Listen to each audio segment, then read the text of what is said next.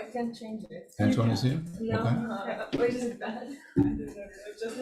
Just everybody, we're live on YouTube, so please go mute.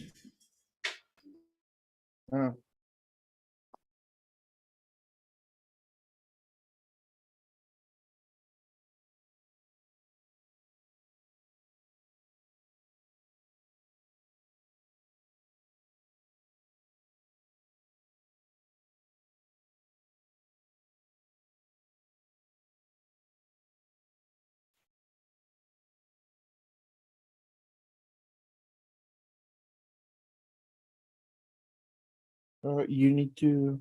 Hello. So I've tested it with my phone.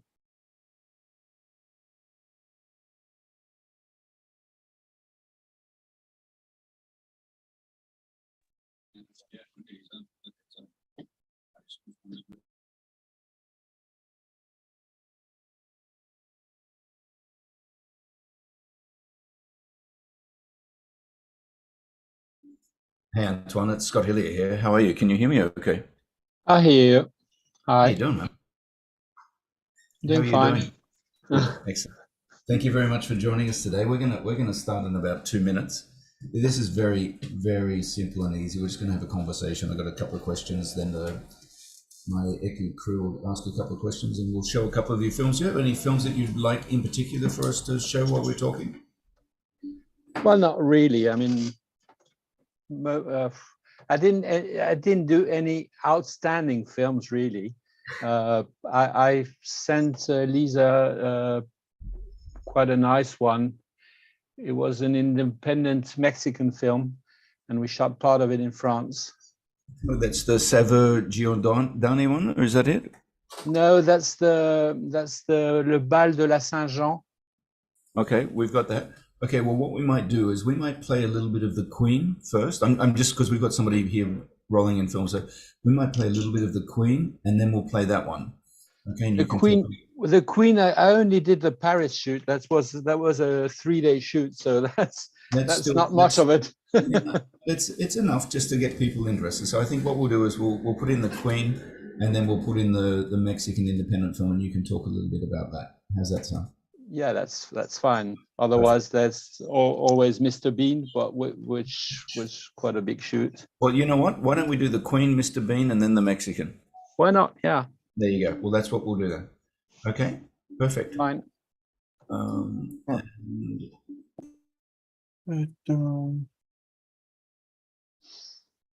Participants invite.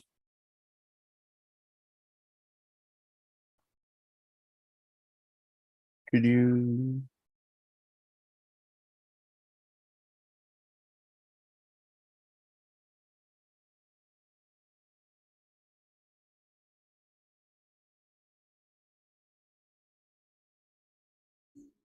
Antoine, we're just waiting for David to join us, and then we'll start this. Okay. Yeah. Yeah, fine. we're trying. We're just having some issues. I should be the only issue here, Rodrigo. For some reason, he cannot open the link.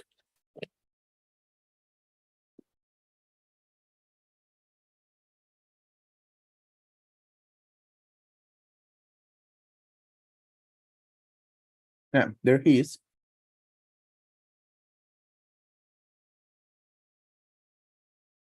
What's here? He's got.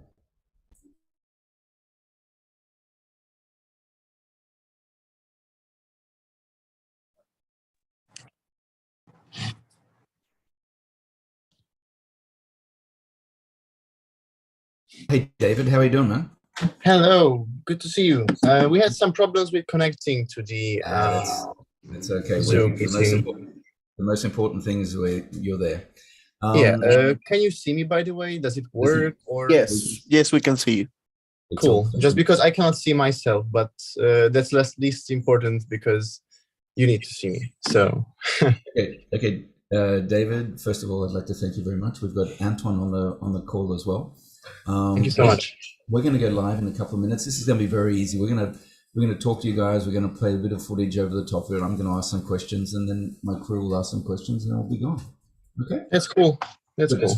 Good. Okay, we're going to start in 30 seconds, man. So I can't wait to talk to you.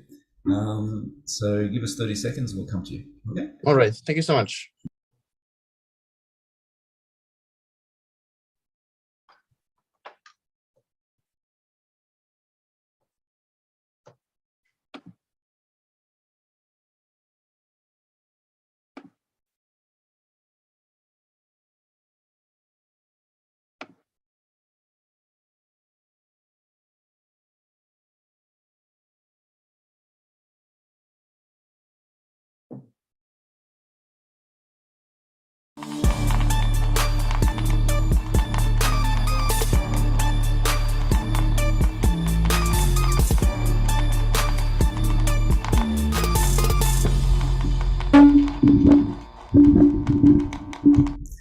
Hi everybody, my name is Scott Hillier. I'm president of ECU, the European Independent Film Festival, and the All Asian Independent Film Festival, and I'm also an independent film director. Welcome everybody to ECU Friday Live, where today we're talking to gaffers, and the subtitle of what we're talking about today is, does a gaffer need gaffer? And we'll get to that towards the end of it, but I'd like to thank our two guests, Antoine Lienhard, who is French, and David Chomiak, which I'm sure I've destroyed that, and from Hungary. So these are the men that make the magic happen behind the scenes, which is what we're doing here at ECU. We're shining a light on you guys, which is obviously very rare because you're used to shining lights on other people. So just a little plug about ECU, the European Independent Film Festival. We've been around for 19 years. We're very honored and proud to be known as the European version of Sundance Film Festival. And our mantra is to discover, project, and promote the world's best indie films, and we've been doing it for 19 years. And I say to everybody that in the office and other filmmakers, we spend so much time making films that we forget that behind it there's a lot of work to happen, which is festivals. So we're a film festival run by filmmakers, which I think makes us a little bit different and a little bit better maybe. So that's ECU. We also have the All Asian Independent Film Festival, which is now in its 4th year, which is going to take place in the Philippines in September 2023. Submissions are open to that, so you can find all the information that will be on the websites and Twitters and tweets and all those sort of funky things these young people look at these days. But I'm going to get back to does a gaffer need gaffer? And first of all, I'm going to talk to Antoine. Antoine is French. We live in France, so it's a good thing to have a French gaffer along. Antoine, why don't you tell us a little bit about you and how, up to the point of being a gaffer, tell us a little bit about you. Oh, that's a long story. Let's keep it short then. Well, I've been in the business for more or less 35 years now. Started as a spark and mostly on commercials to start with, and then I got kind of fed up of doing only commercials, so I want to do feature films, and I worked a lot for television, TV dramas and things like that, the series, and like about 10 feature films. Okay, just while we've got you here, I might just talk a little bit about your films. You worked on The Queen. A small part in The Queen, but it was a very, very well-known film. Tell us a little bit of what it was like to work on that film. Well, first of all, it was really, really very nice to work with Stephen Frears, because he's such a nice person to work with to start with. His DOP on that film was a Brazilian DOP, very nice guy, easygoing really. We shot only for 3 days in Paris. It was the parts where Lady Diana was at the hotel and before she died. That's a very short part of the film, so there's not much to say for me about it, except that it was really nice to work with that well-known director. You also worked on the film that obviously is a very funny and very comedic film, Mr. Bean. Mr. Bean's Holiday. You seem to enjoy working with the English. What was this film like to work on? Well, that was a very long shoot. That's 14-week shoot. Wow. Well, most of it was in France. I mean, well, like 95% was shot in France. Yeah, that was a very nice place we just saw. We worked along with another gaffer, Lee Walters, an English gaffer, and the DOP was Baz Irvin. But it was a very nice shoot, but very long, because Rowan Atkinson, when he's not happy with what he gets, he's going to start over again and over again. So we hardly ever finished the day as it was planned. We had a very big crew. We went up to like 150 people on the set. In terms of lighting, it was mostly, big lights and lots of exterior shots. So there was, mostly with natural lights and additional light. Like on the part we're just seeing there, we had obviously the sun, and then some very big lights, like 100K. How's the name of the light? The soft sun. The soft sun, the 100K soft sun, because the sun in the south of France is really hard, so you add some light to fill in somehow. Okay. Well, they're two great films to work with. I'm gonna jump to David now. David, why don't you tell us a little bit about you up to the point of when you became a gaffer? So I'm originally from Hungary, and now I'm working in Poland. Before moving to Poland, I was mostly doing films and feature films, short films. And then ever since I moved to Poland, I kind of shifted to more commercial work, which I'm not sure how it happened. It just went this way for some reason. It's a very different kind of work, because the amount of dedication you need for a feature film for numerous weeks is just crazy compared to like a 3-day commercial. We do have, there's positives and negatives and everything to each type of work that we do. But I have to say that I can just plan more freely, and it's a different life now that I'm mostly doing commercials. Okay. Well, I guess let's jump to both of you now and ask the burning question, which is, what my young crew here were asking. What I'm a film director.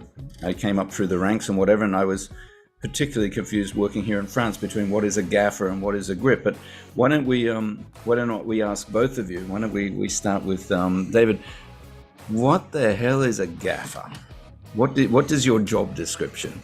So how I would describe a gaffer is a person who coordinates the whole lighting plan. It's a description that not most people would give a gaffer, because they usually think like it's the person who lights the movies, but it's usually not me or us gaffers who actually light the film. It's us who are coordinating the crew, the rigging crew, the grips, the electrics, the best boy, the key grip. We're just basically we're moving all the strings behind this big, amount of people in order to achieve all the setups and all the, lighting for each scene to come that day. Antoine, what is your description of your job? Oh, I think we've got a muting thing happening. You're on mute. I tend to do that. It really depends on the DOP you work with. Some DOPs really ask you to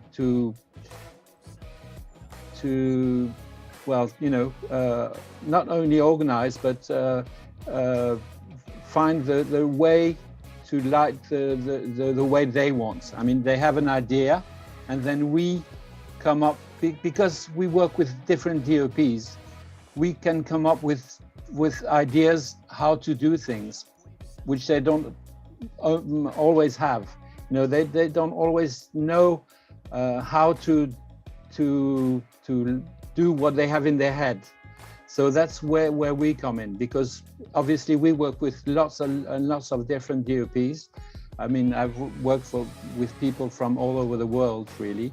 So from that experience, I can come up with ideas and how to do things. There's something else. You talked about what the difference between the grip and the gaffer. It really depends on the country. In the States, for example, I think in the UK it's more or less the same. The gaffer and the electricians only deal with the lights and not at all with the flags and frames and things like that. And in France, the grip only, they do some rigging, and they work for the camera mostly. And we do all the flags and frames. Mm. And they're secured by the grips, but we do all that stuff. So it really depends on the country. Okay. Let me bounce a quick question. I'll stick with you for a second, Antoine. If I was a young person getting into the film industry and wanted to be a gaffer, what would be the step I would take? Go into a crew, because I mean, our job really, we learn it through experience, through filmmaking. So you have to be a spark for several years before you can really see how things go, and then maybe you can become a gaffer, because as David said, we organize things, so that needs a little bit of experience. I see lots of young gaffers, but I think they lack some experience to really come up with, a good organization and new ideas and so on. So, David, a bit of career advice for a young gaffer? Well, I would have to come up with something similar to what Anton said, because there is no better way than actually being on set and learning the ropes from the beginning. If you go to film school, you might learn some theory about lighting. You might learn some theory about so this is a combo stand, this is a C stand, this is a wind up. But at the end of the day, you want to see how things actually work, and that's only done by actual experience. One way is to start as a spark, obviously, and work your way up. And the other way is to approach it more from a artistic perspective, which is different than what most people do, which would be understanding light and meaning behind light and motivation behind colors and harshness and direction. But you just cannot skip either way the part of learning the actual ways of achieving what you want to achieve, because at the end of the day, as a gaffer, you're mainly a technical person, and then you're an artist. So you are there to come up with the ways that you can achieve the DOP's vision, and you cannot do that without having the technical skills and knowledge. So I would say the best ways is just to go to film sets. If you're totally green, then just go and shadow a gaffer or somebody in the lighting department, even a gang boss or key grip or someone, and just learn our crazy vocabulary and our crazy jargon, because we call things really weird names, and you would feel like on a new planet when you first come to a film set. And learn how to carry a lot of stuff is my... Oh yeah. David, what's the best bit of your job? Wow.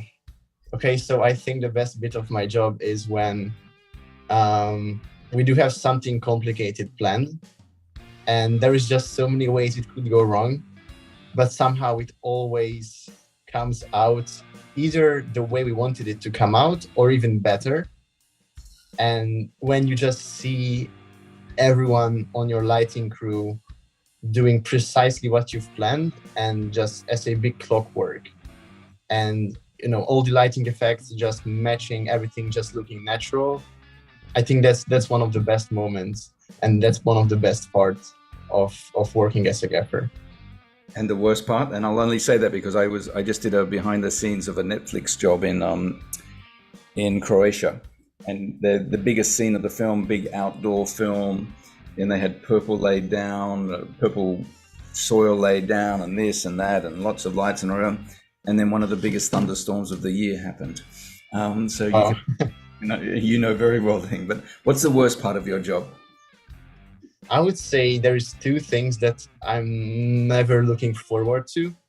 One is budgeting, because usually in Poland and in Europe, and also in the States sometimes, it's the gaffers who need to push through the reasoning behind the need for a given budget, for a given gear list.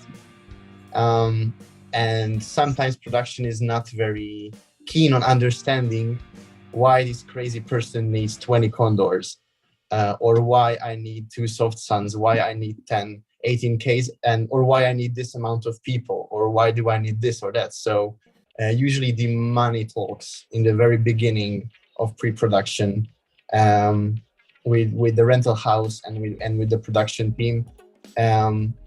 But this is only a negative when production isn't open to your needs, and they're only open to, saving as much as possible. And then the other not so pleasant part is, so I work in many countries. I've done jobs in Spain, Poland, Hungary, States, everywhere. I've discovered like the whole planet by working. And what I've noticed is each country has their own ways of doing things. Meaning in Poland, for example, which was a huge shock for me after working in Hungary, because Hungary has the US system. So we have a proper layout of the crew, meaning rigging gaffers, key grips, rigging grips. We have the whole crew really laid out. And then in Poland, the gaffer is usually expected to plan the rigging of a huge moonbox or something, which is something I've never heard of before I moved to Poland. So all of a sudden I was supposed to plan rigging instead of my key grip doing it, which is not a problem because I'm also familiar with rigging, but not to the extent that a key grip would be.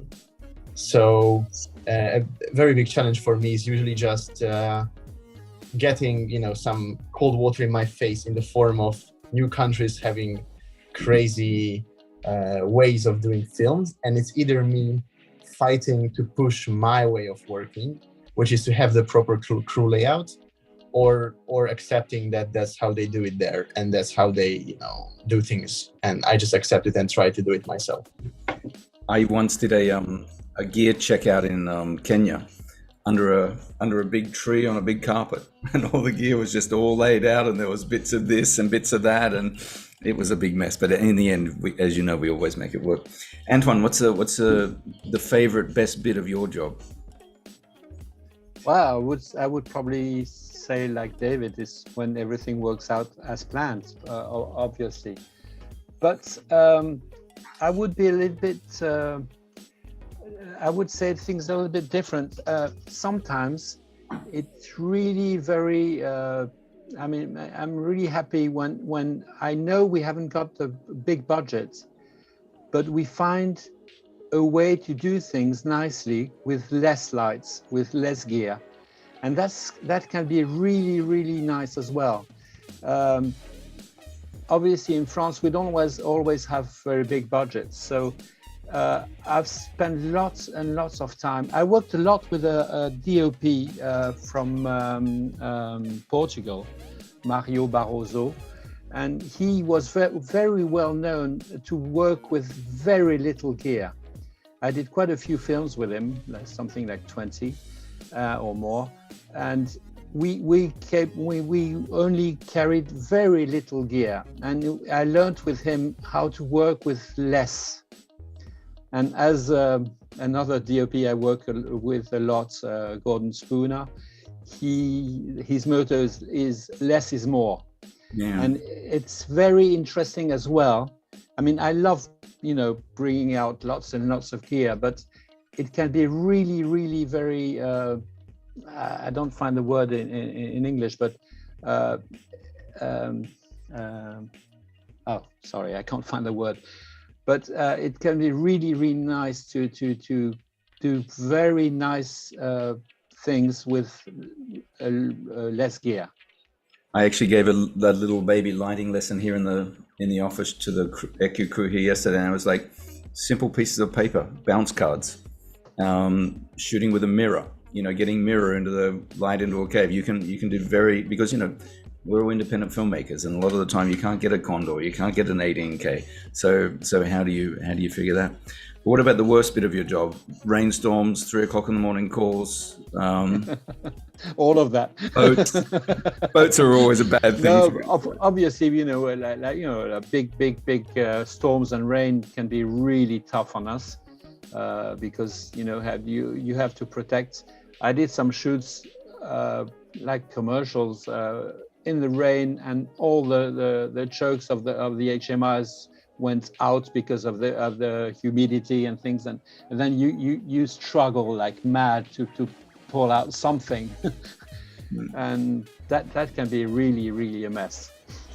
While I've got you there on the screen, let's talk about a favorite film of yours. And you mentioned one before, a Mexican film. Tell us a little bit about that. Well, I really like it because, as I just said, we didn't have a big budget on that. That was the French part we shot like 2 weeks or something. We didn't, it was an independent Mexican film. They had very little money. And like this shoot you're just seeing there was only lit with candles and with china bowls with simple bobs in them on fishing rods, because it was a huge room. It was La Salle des Mariages in the city of La Rochelle, where I live. It's a big hall. And we had like fishing rods on either sides with china bowls with simple bobs in them, and lots of candles. And that was, for example, that's, small budget, but the lighting was really great. It was shot on film. And the only trouble is shooting with candles, of course, is when they redo a take and you've got 3/4 of the candle gone and all that sort of stuff. But we know the deal, chopping up candles when they go. Yeah. What about? And they just bend because they get hot and they all bend and so on. Yeah. I know the feeling very well. David, you mentioned that you wanted to talk about a Mitsubishi commercial that you made. Tell us a little bit about that. Oh yeah, this was an interesting one. So about a month ago, we wrapped the commercial for Mitsubishi Electric. And we had our initial idea with the DOP to rig 200 sky panels into a this is another one. This is like a spot for a taxi, like safety spot or whatever. Okay. Well, let's keep talking about 200 sky panels, because that in itself is a Herculean feat. Yeah, it's a gaffer's nightmare and also birthday present. It's 2 in 1. So we talked about rigging 200 sky panels in a studio, and we ended up with the same amount of Astera tubes. Just for budget reasons, obviously, and electrical reasons. So we have done a lighting grid with my key grip, Adrian Proleco. He's a good friend of mine. He flew in from Los Angeles for this shoot to Warsaw, and my board op connected all of the Astera tubes to a Grandmaster console, and we have done an effect where as the actors are walking under the tubes, the exact tube lights up at the very moment that they are passing under it. Apart from that, we had like 2 moving keys, 2 light dome 150s with aperture 1200Ds. We also had many spotlights, and the amount of effects that we have done for the commercial was just extreme. It might have been the most complicated single long shot that I've done so far. Okay, well, that sounds amazing. I've got my crew trying to find that right now, because I'm desperately keen to see what it looks like. But in the meantime, I'm going to pass this over to Rodrigo. Rodrigo is the man that makes everything go right and good with the festivals that we run, and he's going to host a little question and answer session with the crew that are on board. So buckle in, guys, because he's going to ask lots of really difficult questions. So Rodrigo, it's all yours, man.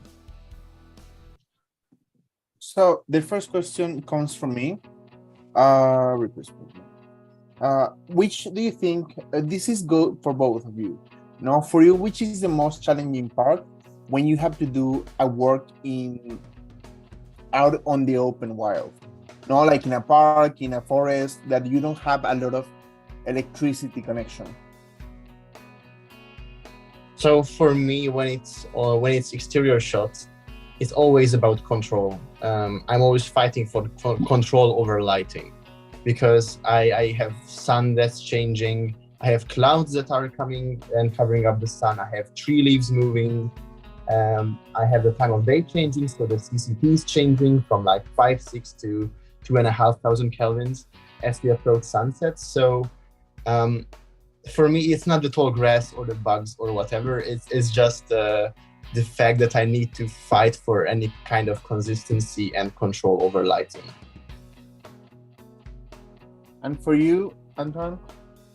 Yeah, it's about the same. It really depends on the budget of the film, because when you shoot outside, when you have a bigger budget, you have more time and you can choose what time of the day and so on. You know, you can really choose the moment you want to film,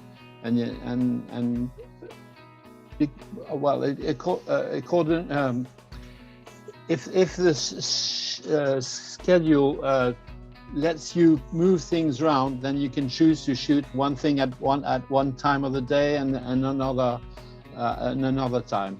So it really depends. When you don't have the control, then you fight, as David said. You know, you bring in frames to make shadows or bounce lights, or it's all about control, obviously. Our job is mostly controlling the lights, not always adding, but controlling. Okay, thank you very much. So the next question is from Emily. I would like to know if the two of you prefer to work in commercials or in film, and why? So, well, yeah. Sorry, go on. Go on, David. Go on. So for me, I like to mix these two, because sometimes I'm just hungry for some kind of longer project with some emotional connection, and then I go for a film. But then, I don't know, 2 months after, I want to spend more time with family or just spend more time traveling. And then I like to mix in some commercials, because I'm like working 2 days and then I'm free for a week or two. So I like to mix these things. If I was always on films, I would have no life outside of filmmaking. And if I was always on commercials, I wouldn't get to experience the artistic wonders that we do in film. So I like to mix these two. I would probably say the same, of course. Commercials can be interesting also for technical challenges, as David said earlier. Well, I'm not, I'm an older generation, so I tend to prefer working with traditional lights more than sky panels and acrylic tubes or whatever, or the LEDs. Also because I don't especially like the quality of the light of the LEDs, but that's another totally other question. But I obviously prefer somehow work on feature films or TV or series or TV dramas, because well, the implication is not the same. I mean, you really work for a story, you have to find the right mood for what the director has in mind, and so work with actors is also very interesting. So I tend to prefer feature films. Perfect. Our next question is from Lisa. Hello. So I found it very interesting when Antoine was talking about how kind of limitation breeds creativity, or how to set up light with very little equipment. So I'm curious, has there ever been a time in your experience in your career when abundance of equipment has actually been a problem rather than the solution? Not really a problem, but I remember shooting commercials with a DOP who he was the DOP for Emir Kusturica for Underground and all the earlier work of Kusturica, Vilko Filac. He was a very, very nice man, and he did some commercials in France with me while I worked with him. And as it was commercials, it was asked of him to take lots of equipment. So we put the equipment on the side of the studio on stands to show, and we work with what he really wanted to work with, which was like a third of the list, obviously. So it wasn't a problem, but it was kind of funny. He had to, to show off for the clients, and then we let the gear on the side of the studio. And thank you. And our last question comes from Jenna. So I was wondering if you guys have a funny anecdote from set, a story you like to tell again and again.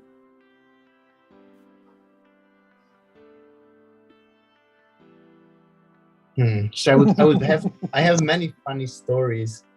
I'm just not sure which ones I can share. Because it's either NDA information yet, or it's too personal. But if Antoine can start, then I will have time to find it in my head which one I'm not gonna be killed for sharing. Well, I would probably talk about what I talked earlier about. So it was on the Mr. B shoot, on a 14-week shoot. I think we never really finished the days as planned. So we had a second unit, to do all the stuff we couldn't do or hadn't done. They were starting to start with. I think they were planned for 4 weeks, and they did 10. So that's shows what filmmaking can be. We had the electrical, the crew I had with me, it was me plus 6 to start with, but altogether I think we had something like 25 or 27 sparks altogether in the film, just because sometimes we had to bring in more guys to finish things. Well, you had to light a lot of chickens in that shot, so that's a big deal. There was some big lights outside those fans. Oh yeah. We had lots of big lights on that shoot. Yeah. Okay. Well, thank you, ECU crew, for the questions, and thank you, our gaffers, for being so responsive. And so we're gonna come to a little bit of a wrap up here. It's been a true pleasure, by the way, and it's again, I've spent a lot of my life on film shoots, and then you get outside the industry and you say, well, the grips and gaffers, and people literally go, what the hell do they do? And they're like, well, without them, you wouldn't be watching anything. So we applaud your work here at ECU, and I think it's just, again, the idea that, we're all independent filmmakers, and the idea that, making stuff is important, but making stuff looks good is great. But what I took away from this was that basically the word gaffers equals control freaks. And as a DP and a director, I am a control freak, so I understand that totally. The sun is beautiful, but I'm going to control you somehow is one of the things. We always wrap with a couple of fun facts that the staff have come up with, and they've said that the name gaffer actually comes from British slang for a tool called the gaff, which was a hooked metal pole used in theatre to adjust stage lights. So there we go. And they also it actually originally comes from sailing. Yes. The gaff was it's the thing the hook you catch things with, the rope, and so, and lots of things came from sailing to theater, because in theaters the guys that used to work in theaters used to come from the sailing world. So that's how things go. Yeah, the version I've heard also is also connected to sailing, actually. So apparently the big, the gaffers, the big white, how do you call it? The things that catches the wind? Sails. The sails. The sails. So apparently they were also called gaffers back in time. And gaffers apparently used these to bounce light before they had, they just took these materials down and they used it to bounce light. So it's also connected to sailing. It's a different part of it, but it's also connected to sailing. So maybe there's something between lighting and sailing that we don't know about. It's kind of crazy connection. So basically, you're control freaks and sailors at the same time. Yeah. I like that. Perfect. Well, I am actually. Well, perfect. Okay, guys, we're going to wrap this. Again, thank you very much for the ECU crew for putting this together. Lisa, in particular, coming through with all this. Rodrigo for being there, the goodness and righteous of ECU and the All Asian Festival. Submissions are still open for the All Asian Independent Film Festival, which is happening in September. And of course, ECU in April here in Paris. It's the European version of Sundance. It's a good place to be, to come, network, and show your films. So again, Antoine and David, it's been a great pleasure. Wishing you a great weekend, and can't wait for another ECU Friday Live. Okay, everybody. Ciao, ciao. Bye. Thank you so much. Bye.